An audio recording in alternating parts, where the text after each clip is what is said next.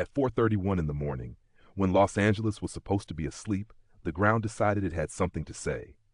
There was no warning rumble, no distant growl, just a violent jolt, like the city had been grabbed and shaken by something enormous and angry beneath the earth. Bedrooms became traps, freeways buckled like paper. The dark itself seemed to crack. This was the Northridge Earthquake, and it struck without a visible fault, without a clear villain to blame. An invisible rupture, buried deep underground, released its force straight upward into a waking nightmare. In the San Fernando Valley, people were thrown from their beds. Power vanished. Alarms screamed into the darkness. A woman clutched her child under a doorway as the walls flexed and groaned, wondering if the house would still exist when the shaking stopped. Somewhere else, a firefighter pulled on boots in the dark, already knowing this night would not end quickly. The shaking lasted only seconds, but seconds long enough to redraw the city. Concrete columns shattered. Parking structures collapsed onto themselves. Entire apartment buildings folded, trapping families inside. On the freeways, pillars that had carried traffic for decades snapped cleanly, dropping roadways onto the lanes below like broken bones. By dawn, Los Angeles looked stunned, wounded but standing. Then came the question that unsettled scientists as much as survivors. Where did this come from? There was no obvious fault line tearing across the surface.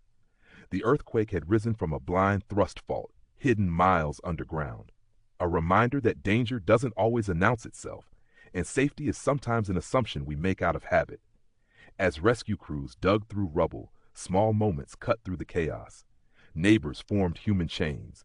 Strangers shared flashlights, water, silence. A man pulled his elderly neighbor from a collapsed stairwell and sat with her until help arrived, holding her hand while aftershocks whispered through the ground. The death toll climbed. Thousands were injured. Tens of billions of dollars in damage followed. Yet the city did not unravel.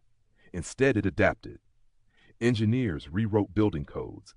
Hospitals redesigned their lifelines.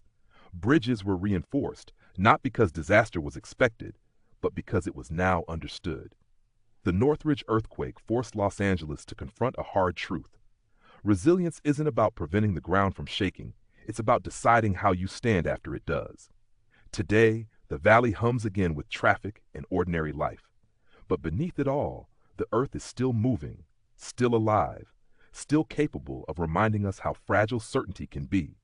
And maybe that's the lasting legacy of Northridge, not fear, but awareness, a quiet understanding that strength isn't proven when things are calm, but when the world shifts beneath your feet and you choose to keep going.